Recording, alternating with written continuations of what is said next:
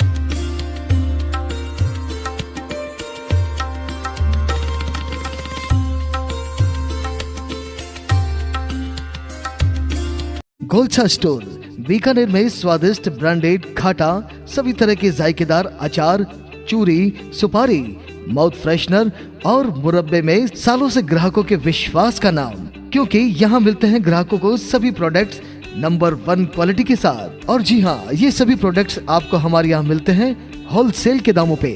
बीकानेर में नंबर 1 और सुप्रसिद्ध आपका अपना गोलछा स्टोर, पता याद रखें, कोट गेट, सट्टा बाजार, बीकानेर। अनमोल कलेक्शन बीकानेर शहर में मल्टी ब्रांड आउटलेट, रेडीमेड का भव्य शोरूम, जहां पर मिलेंगे आपको 2 साल से लेकर सभी उम्र के किड्स और मेंस कैजुअल, फॉर्मल और party wear dresses, pant shirt, T-shirt, kurta pajama, coat pant suit, sherwani, jacket set, western outfit के साथ साथ समर और विंटर कलेक्शन की भरपूर रेंज उपलब्ध है आपके लिए अनमोल कलेक्शन में, वो भी विशेष आकर्षक स्कीम और उपहारों के साथ। पता याद रखें, अनमोल कलेक्शन, खजांची मार्केट, बीकानेर। आप देख रहे हैं जैन हिंदुस्तान न्यूज चैनल, सत्य बात सबसे पहले। Light, camera, rolling, action. यूँ तो अनेकों भाषाओं के अंदर फिल्म जो है निर्माण की जा रही है, और उनमें से राजस्थान में भी तरह तरह के विषयों को लेकर के फिल्मों का निर्माण किया जा रहा है, और हर फिल्म एक नया संदेश देती जा रही है। आज बीकानेर शहर के अंदर भी इसी तरह से एक फिल्म का जो निर्माण किया जा रहा है, तो उस फिल्म के लोकेशन पर जैन हिंदुस्तान की जो टीम है आई हुई है, और हम उस फिल्म के जो मुख्य निर्देशक हैं मिस्टर इस्माइल आज़ाद, जो कि इस फिल्म का निर्देशन कर रहे हैं, तो हम इनसे थोड़ा सा जानना चाहेंगे इस फिल्म के बारे में थोड़ी सी जानकारी। हाँ, तो सर जी, आप ये बताएं हमें, हमारे दर्शकों को, कि ये जो आप फिल्म बना रहे हैं, इस फिल्म का सबसे पहले तो टाइटल क्या है? सर, सबसे पहले तो जैन हिंदुस्तान के सभी दर्शक गण को मेरा नमस्ते, राम राम, खमा गणी, सलाम। और सर, इसका जो मेन टाइटल है प्रमोद जी सर, मरनो कैंसिल, इस फिल्म का जो टाइटल है। मरनो कैंसिल एक ऐसी फिल्म है, कुछ लोग जो अपने जीवन के अंदर हताश हो जाते हैं, कामकाज के कारण उनको कामयाबी नहीं मिलती, असफल हो जाते हैं, और वो एक रास्ता अपनाते हैं जो बहुत गलत है, और वो रास्ता है आत्महत्या का। तो ये फिल्म उन लोगों को एक नई राह दिखाने के लिए, जीने का एक नया रास्ता दिखाने के लिए उन लोगों को ये उत्साहित करेगी कि आप एक बार अपनी ज़िंदगी को फिर से मौका दें, और ऐसा ना करें कि अपनी ज़िंदगी के साथ कोई खिलवाड़ कर ले। आज की युवा पीढ़ी को, जो कि कहीं किन्हीं कारणों से भ्रमित होकर के और असफलता की इसकी वजह से निराश होकर के आत्महत्या के प्रयास की ओर आगे बढ़ने का सोच रहे हैं, उन लोगों को ऐसा न करे, इस तरह की प्रेरणा देने के लिए अपनी फिल्म के माध्यम से इस्माइल जी आज़ाद जो हैं निरंतर प्रयास कर रहे हैं। और इस फिल्म के अंदर इनके साथ में जो अन्य लोग जुड़े हैं, हम उनसे जानकारी चाहेंगे। हाँ जी मैडम, आपका परिचय थोड़ा। नमस्कार जी, मेरा नाम अनाया है और मैं दिल्ली से हूँ, और मैं इस मूवी में रोल कर रही हूँ एक्टर्स का। बाकी मूवी अच्छी है, मुझे तो अच्छा लग रहा है काम करके। आप लोगों को देख के कैसा लगता है वो आप लोग कमेंट में ज़रूर बताएं। ये जो आप मूवी कर रही है, इस मूवी को करने से पहले आपके मानसिकता में क्या रहा था कि मैं ये मूवी करूं? नहीं, मैंने कभी सोचा नहीं था कि मैं ऐसी मूवी कर पाऊंगी। वो तो जो हमारे सर हैं, इनका बहुत बड़ा एहसान है, मैं इनका एहसान कभी नहीं चुका पाऊंगी। इन्होंने मुझे इस मूवी में काम करने का एक मौका दिया। मुझे इनके साथ काम करके बहुत अच्छा लगता है। इनकी आदत, ये हर चीज़ से बेस्ट है। आदत, इस्माइल जी के बारे में इन्होंने बताया कि आदत से बहुत बेस्ट हैं। वैसे इस्माइल जी के बारे में जितना कहें कम है, क्योंकि ये केवल इसी डायरेक्शन में ही नहीं, इनके अलावा म्यूज़िक का भी इनको अच्छा नॉलेज है, म्यूज़िक के भी अच्छे डायरेक्टर भी हैं आप। और इसके अलावा भी और भी इस टीम के सदस्य हैं, उनसे भी हम आपको रूबरू करवाते हैं।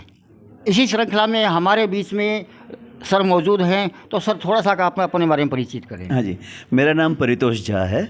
वैसे तो मैं रेडियो पे बहुत काम करता रहा हूँ, तो पहले भी बहुत काम करता रहा हूँ, लेकिन बहुत समय बाद मैं दोबारा से जुड़ा हूँ। संयोग से इस्माइल जी से मेरा परिचय हुआ भी, और इनका जुनून जो देखा मैंने, और फिर उसके बाद मैं ये प्रोजेक्ट देखा, तो मुझे लगा कि ये तो एक बहुत ही उद्देश्यपरक एक फ़िल्म है जो आपको हंसाएगी, गुदगुदाएगी और आपको एक मैसेज देगी। सबसे बड़ी बात ये बहुत ही उद्देश्यपरक फिल्म है।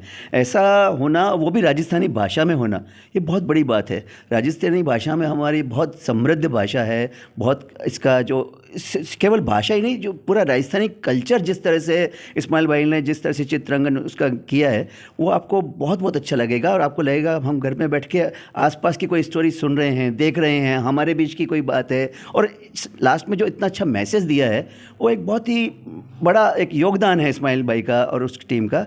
तो मैं आपसे लोगों से ये निवेदन करूँगा कि इसको ज़रूर देखें और उसको प्रमोट करें, और निश्चित रूप से आपको लगेगा कि आपने एक अच्छा समय बिताया है। इस फिल्म के अंदर आपका मुख्य किरदार क्या है? मेरा किरदार तो इस तरह का है कि ये जो जो मेरे को चूना लगा गया है कोई, और मैं बहुत बड़ा एक करोड़पति आदमी हूँ, बहुत पैसे वाला हूँ, लेकिन बाद में मेरी हालत बड़ी ख़राब हो जाती है। और ज़्यादा मैं रिवील करूँगा तो आपको भी मज़ा नहीं आएगा, बाकी आप फिल्म देखेंगे तभी आनंद आएगा। मैडम, मैं थोड़ा सा जानना चाहूँगा, आप अपनी जो यहाँ इस फिल्म में जो अभिनय कर रही है, वो किस सब्जेक्ट को लेकर के कर रही है? थोड़ा सा संक्षिप्त में जानकारी दर्शकों को दीजिए। सब्जेक्ट, जो मेरा हीरो है ना, मतलब उसके साथ मैं गर्लफ्रेंड का रोल कर रही हूँ। और बाकी तो सारी बात तो हम बता नहीं सकते। आप लोग मूवी देखेंगे ना, तो उसमें आपको अच्छे से पता चलेगा। बता के इतना अच्छा नहीं लगता, जो आप देखोगे तो आपको अलग ही फील आएगा। अब हम इसके साथ में, इनके साथ में और भी जो टीम के सदस्य हैं, उनसे भी थोड़ा सा फिल्म के बारे में जानकारी लें। अभी हमारे बीच में सुल्ताना जी मुगल हैं, और इनसे हम जानना चाहेंगे कि आप फिल्म में मुख्य भूमिका कौन सी कर रहे हैं? मैं इस फिल्म में वकील की माँ का रोल कर रही हूँ, जो मुझे बहुत अच्छा लगा। राजस्थानी भाषा में फिल्म है। इसमें हमारे इस्माइल जी जो सर है, वो बहुत ही, उनका भी वो फुल सपोर्ट रहा है, गाइड कर रहे हैं। और ये राजस्थान भाषा को और आगे तक ले जाने के लिए, और ये पिक्चर में मैं पहली बार फर्स्ट बार भाग ले रखा है मैंने इसमें, और सारा स्टाफ है जो हमारे सभी का सपोर्ट है। राजस्थानी भाषा को आगे बढ़ाने के लिए ये अति प्रयत्नशील है। ये जो फिल्म आप कर रही हैं, इसमें फिल्म में भूमिका करने के लिए आपको प्रेरणा कहाँ से मिली? क्योंकि ये आपका पहला प्रोजेक्ट है, इससे पहले आपने काम किया नहीं है। पहला प्रोजेक्ट है, और इन्होंने इस्माइल जी जो हमारे मुख्य है, उन्होंने मेरे को गाइड किया कि अपने राजस्थानी भाषा को और आगे तक ले जाएंगे। तो हमने राजस्थानी भाषा में वकील की माँ का रोल किया मैंने। एक चीज़ और आपसे पूछनी थी कि ये जो आप फिल्म कर रहे हैं, इसमें आपको पूरा समय भी देना पड़ रहा है, तो परिवार का कहाँ तक आपको सपोर्ट रहा है? परिवार का भी फुल सपोर्ट है। बहुत मुश्किल से, मतलब परिवार तो दे ही रहे हैं, और साथ में जो हमारी स्टाफ है वो भी हमें फुल सपोर्ट कर रहे हैं। मुख्य तौर पर राजस्थान का जो कल्चर है, वो उस कल्चर में ये देखा जाता है कि महिलाओं को जो है इस तरह की कोई भी जो गतिविधि होती है, उसमें आगे बढ़ने से थोड़ा सा पीछे खींचा जाता है। परंतु आप खुल करके इस फिल्म को कर रही हैं, तो कहीं ऐसा आपके साथ भी हुआ है?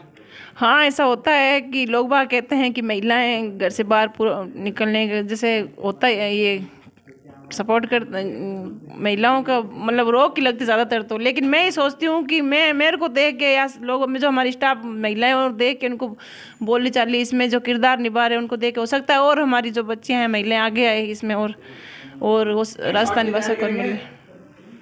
जैसा कि इन्होंने बताया कि इस्माइल जी का अच्छा इनको सपोर्ट रहा है, और उनके सानिध्य में ये लोग अच्छा काम भी करने के लिए आगे से आगे आतुर हैं।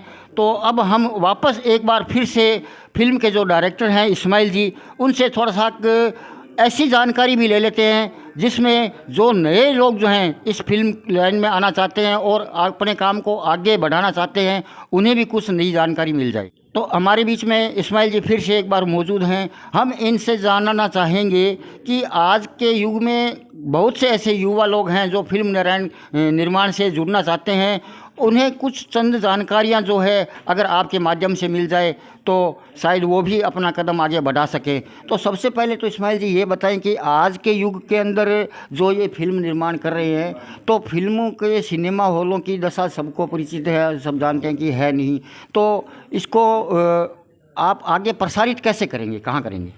सर, ये बड़े पर्दे की फिल्म है जो हमारे राजस्थान के जितने भी बड़े सिनेमा घर हैं वहाँ पे दिखाई जाएगी।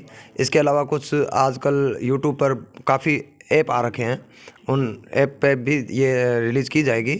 और साथ ही आप जो बोल रहे थे युवा पीढ़ी के लिए, तो इसके अंदर सारी कास्टिंग हम लोग 95% जो कास्टिंग की है हम लोगों ने बीकानेर की टीम ली है, क्योंकि बीकानेर के अंदर हमारे कला यहाँ पर कूट कूट करके भरी हुई है। और रही बात कि फ़िल्म के लिए स्कोप नहीं है, एक समय ऐसा आया था कि सर स्टूडियो वगैरह के लिए भी, म्यूज़िक के लिए भी स्कोप नहीं था। पहले कैसेट का युग था, कैसेट का युग ख़त्म हुआ, फिर सीडी का युग आया, सीडी का ख़त्म हुआ, पेन ड्राइव का युग आया, धीरे धीरे धीरे युग बदलता रहा। और परिवर्तन का नाम ज़िंदगी है। जैसे जैसे परिवर्तन होता है तो लोग भी उसके अनुसार ढलते जाते हैं। तो हम कलाकारों के लिए आज के इस इंटरनेट के ज़माने में बहुत स्कोप है सर, बस करने वाला चाहिए। एक समय था कि सलमान खान एक अच्छे लेवल पे है और हम लोग एक नॉर्मल लेवल पे है। आज उनके लिए भी वही मंच है, जिस मंच पर सलमान खान चढ़ रहा है उसी मंच पे हम भी चढ़ रहे हैं। बस वहाँ पे आपकी योग्यता दिखती है कि आपके अंदर क्या कला है। आजकल मल्टीप्लेक्स का युग आ चुका है और मल्टीप्लेक्स के चलते जो है राजस्थानी सिनेमा को स्थान न के बराबर दिया जा रहा है, उसके बारे में थोड़ा सा आप क्या कहना चाहते हैं? ये कमी हम राजस्थानियों की है। हम राजस्थानी खुद लोग अपनी भाषा ने पसंद करा को नहीं। राजस्थानी चैनल देखा, राजस्थानी गानों देखा तो आप लोग सबसे पहले स्किप करने की कोशिश करा, और आप कोशिश करा बॉलीवुड री फिल्म देखा, हॉलीवुड री फिल्म देखा, टॉलीवुड री फिल्म देखा, साउथ री फिल्म देखा, लेकिन आपने राजस्थानी फिल्म ने आप लोग खुद ही को नहीं देखा, तो दूसरा क्या देख सी। तो ऐसा तो नहीं है कि इन जो राजस्थानी भाषा और फिल्मों को और कल्चर को नाकामयाबी मिली है तो हम जीना छोड़ देंगे, ये तो नहीं है। एक बहुत पुराना शेर याद आता है कि कौन कहता है कि आकाश में छेद नहीं होता, एक पत्थर तो तबीयत से उछालो यारो। क्या पता भगवान करे हमारी इस फिल्म के अंदर कृपा हो जाए और हमारी ये राजस्थानी फिल्म है जो सुपर डुपर हिट जाए, और हो सकता है राजस्थानी फिल्म का फिर से एक बार युग आ जाए। बहुत सी ऐसी राजस्थानी फिल्में हैं जिन्होंने अंतर्राष्ट्रीय स्तर पर ख्यातियाँ प्राप्त की है और उम्मीद करते हैं कि भी आपकी भी फिल्म जो है वो एक अंतर्राष्ट्रीय लेवल तक पहुँचे और आपकी पूरी टीम प्रोत्साहित होकर के अपने नए प्रोजेक्ट की तैयारी में लग जाए। धन्यवाद। अभी हमारे बीच में विकास जी कौशला हैं जो कि दिल्ली से हैं, तो हम सर आपसे थोड़ा सा जानना चाहेंगे, दर्शकों को ये बताना चाहेंगे कि भी आप इस फिल्म में मुख्य क्या किरदार कर रहे हैं?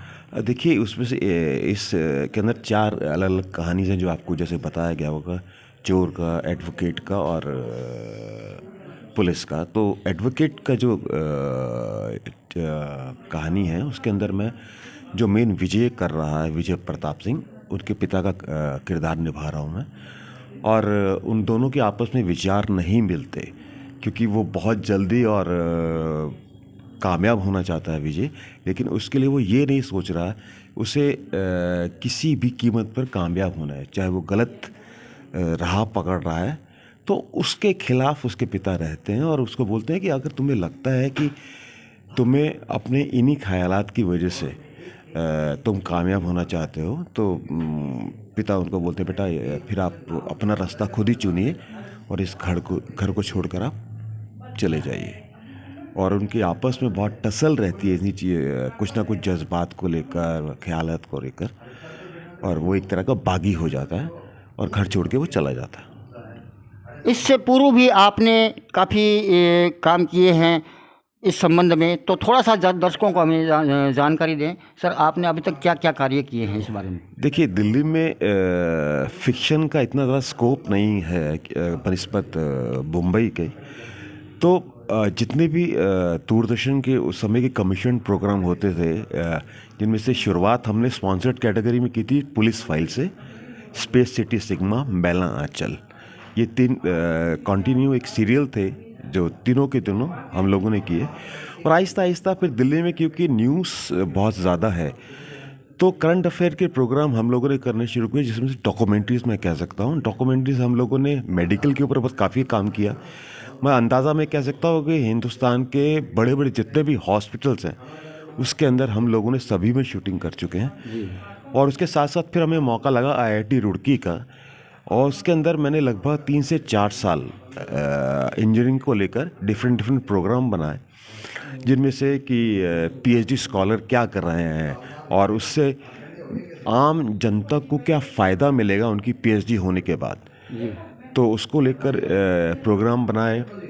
और उसके अलावा पेंटिंग्स को लेकर काफ़ी प्रोग्राम बनाए हम लोगों ने।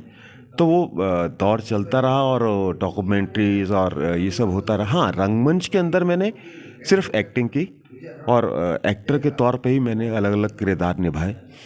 और सारी भड़ास थी जो वो आपकी रंगमंच में निकल जाती थी, और कैमरे के पीछे काम करके मैंने अपना सर्वाइवल जो है वो दिल्ली में रहकर किया।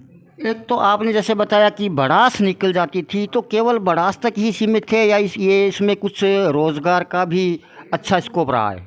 देखिए, रंगमंच कभी भी दिल्ली रोजगार का माध्यम नहीं रह सकता, क्योंकि उसमें कहीं ना कहीं थोड़ी सी कमी है कि स्पॉन्सर्ड कैटेगरी या उसको नाटकों को, रंगमंच को स्पॉन्सर्ड करना वो बहुत कम दिल्ली में हो पाते हैं। बनस्पत मुंबई, कलकत्ता ये जो थिएटर है ये फिर भी अच्छा फलीभूत रहा है, लेकिन दिल्ली में इतना नहीं है। और इसी वजह से आपको सर्वाइवल के लिए कैमरे के पीछे ज़्यादा काम करने को मिलता है और मौके मिल जाते हैं, बस इसमें तो आप कब कैश कर पाते हैं उनको। जैसे आपने बताया कि आपने डॉक्यूमेंट्रियाँ की, काफ़ी शॉर्ट मूवियाँ वगैरह की, तो उन मूवी को आपने जैसे शूट करके रेडी किया और फिर उसके बाद में उनका मार्केट में उनको कैसे उतारा? देखिए, मैं बताता हूँ, मैंने जो IIT रुड़की के लिए 4 साल किया, उसके अंदर UGC का अपना एक चैनल है जिसके अंदर वो लोग टेलीकास्ट करते हैं, और उनमें से ही एक प्रयास प्रगति का करके हम लोगों ने एक 4 एपिसोड की सीरीज़ बनाई थी, जिसमें मुझे उस फिल्म को अवार्ड भी मिला है UGC की तरफ से।